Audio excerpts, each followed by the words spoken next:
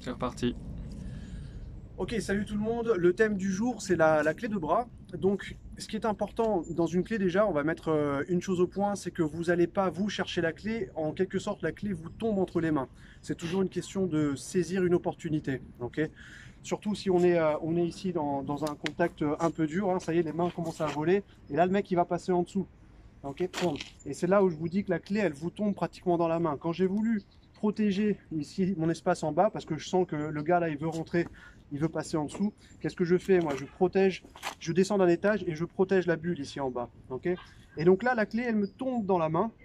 Maintenant, pour pouvoir passer la clé, je vais me servir de sa pression, parce que le mec ici, il est en train de pousser contre toi, donc il te tombe bien ici. Je commence à fermer.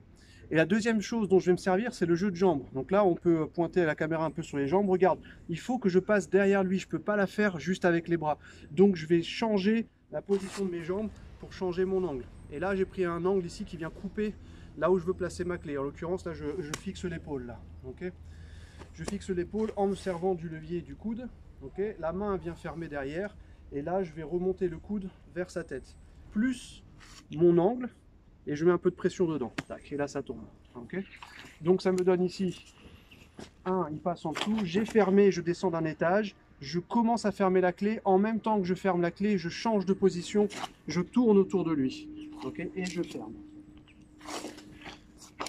La deuxième possibilité ici, toujours dans le même esprit où la personne va changer d'étage, on est ici, il descend et là il me chope la jambe, ça c'est aussi un grand classique. Donc c'est pas grave, le plus important c'est que vous lâchez pas ça.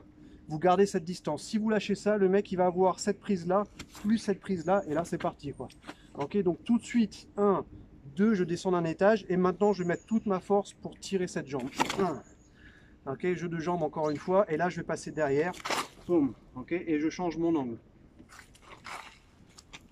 Voilà, mais j'espère que ça va vous aider. Essayez de la placer un petit peu dans vos travaux de lutte si vous aimez faire du chi-sa en lutte.